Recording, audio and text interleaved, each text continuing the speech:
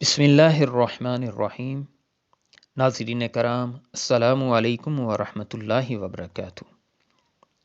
آج ہم آپ کو ایک ایسا واقعہ سنانے جا رہے ہیں جس میں بے شمار نصیحتیں چھپی ہوئی ہیں۔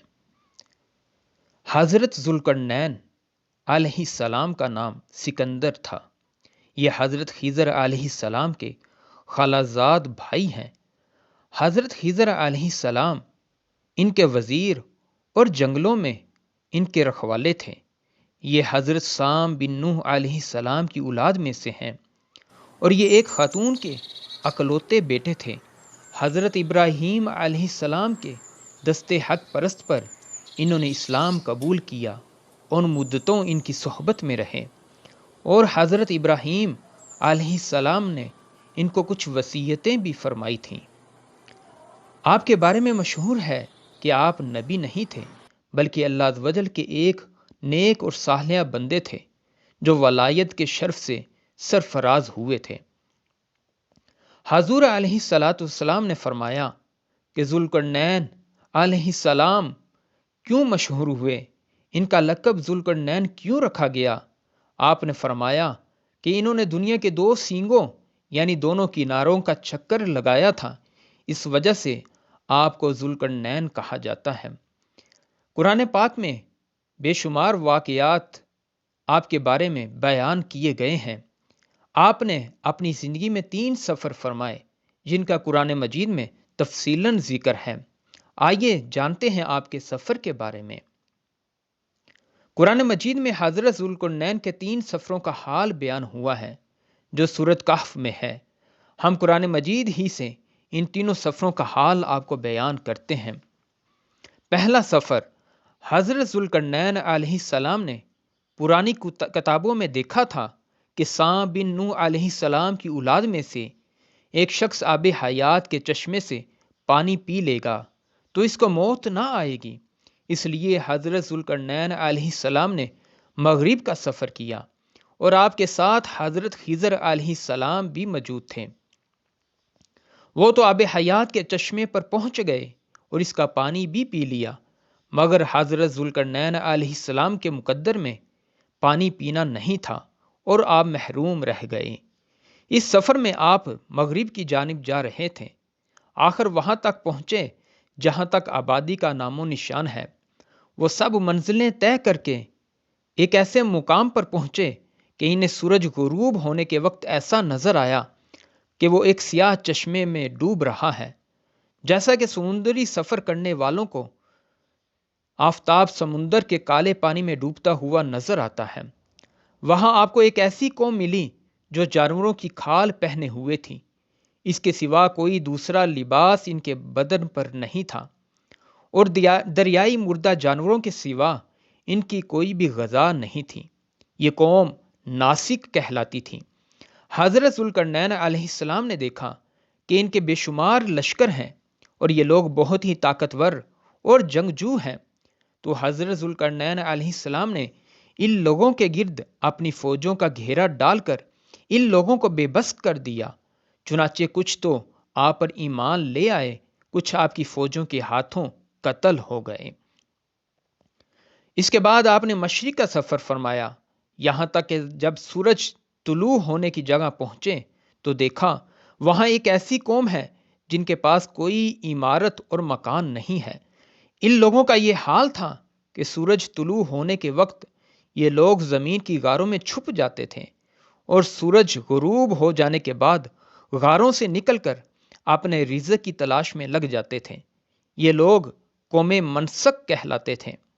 حضرت ذوالقرنین علیہ السلام نے ان لوگوں کے مقابلے میں بھی اپنی فوج کو بھیجا، اور جو لوگ آپ پر ایمان لے آئے ان کے ساتھ آپ نے بہترین سلوک فرمایا، اور جو لوگ اپنے کفر پر ڈٹے رہے ان کو آپ نے تباہ و برباد کر دیا۔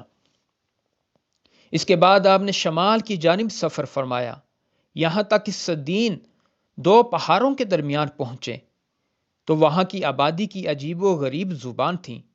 ان لوگوں کے ساتھ آپ نے اشاروں سے بہت ہی مشکل سے بات چیت کی۔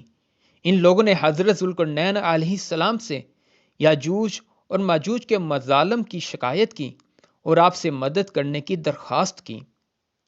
یجوج اور ماجوج کون تھے؟ یہ یافس بن نوح علیہ السلام کی اولاد میں سے ایک فسادی گروہ ہے۔ ان لوگوں کی تعداد بہت ہی زیادہ ہے۔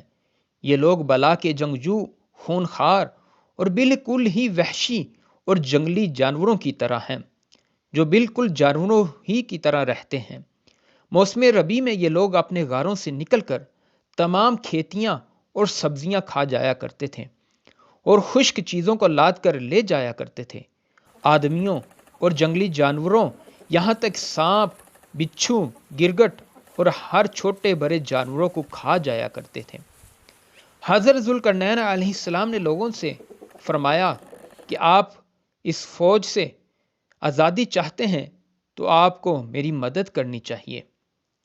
ان لوگوں نے آپ کو کچھ مال دینے کی بھی پیشکش کی تو حضرت ذوالقرنین علیہ السلام نے فرمایا کہ مجھے تمہارے مال کی ضرورت نہیں ہے، اللہ تعالیٰ نے مجھے سب کچھ دیا ہے، بس تم لوگ جسمانی محنت سے میری مدد کرو۔